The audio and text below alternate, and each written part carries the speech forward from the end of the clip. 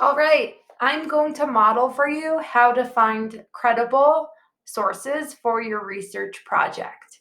Listen to the 4 steps I use to find my credible sources. So, the first thing I'm going to do is to look at my topic. My topic is African Americans and Great Depression. So, before I research what role the African Americans played in the Great Depression, I first need to find out what is the Great Depression.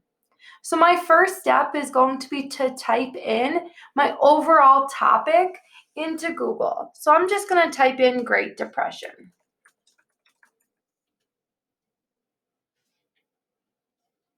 And I'm going to double check my spelling by clicking there. Great, so already I'm seeing some articles and pictures pop up. So my next step is going to be to skim through my Google search and choose one that I believe is credible.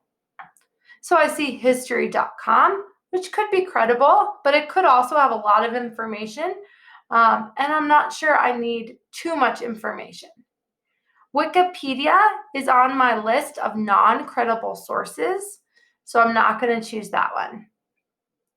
I see history.com, Britannica.com, which is also a credible source, Investopedia, EconLib, PBS, Khan Academy, and The Balance. Well, since I want to know what was the Great Depression, I think I'm going to click on this one because in the title it says what happened, causes, and how it ended. All right, so now my third step.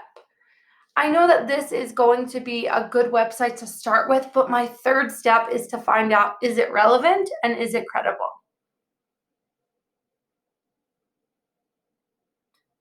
So I see a graph of the Great Depression that has dates. I also see here that it tells me the Great Depression was a worldwide economic depression that lasted 10 years.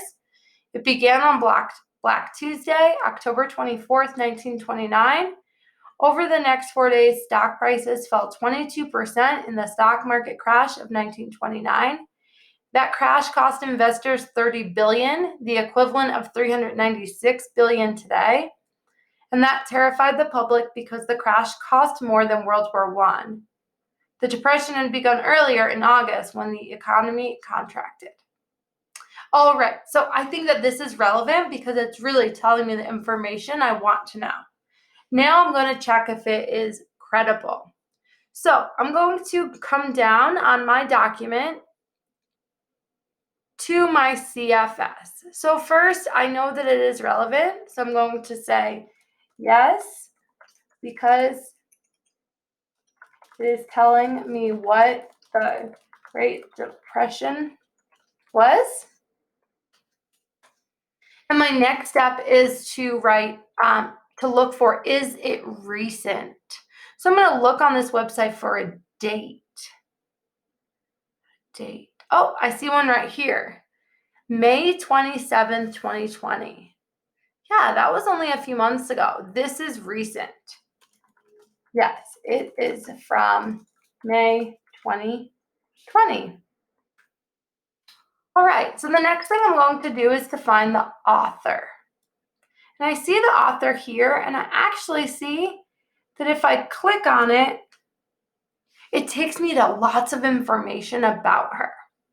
So it tells me that she was the president of a company and that her expertise is in U.S. economy. So yeah, I think that we can trust this author. So I'm going to say yes, because it links to more information about her. All right, the next thing I need to know is, does the author include their sources? So to find out if they include their sources, if you look at these blue hyperlinks, that is telling us where they found their information.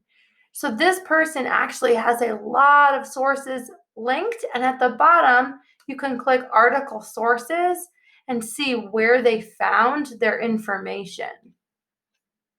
So yes, the author includes sources. Great, so now I know that this is relevant and credible because it meets the credibility CFS. So now all I have to do is to type in the website information so I remember to come back here. All right, so the title, I'm just gonna copy paste, Control C, Control V. Now I need the author, Control C, Control V. All right, now the website, I can click up here and just Control C. And before I hit Control V, I can actually click Insert Link and insert the link right there.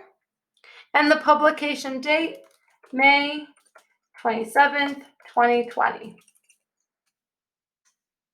All right, teammates, so I just took 4 steps to find this credible source.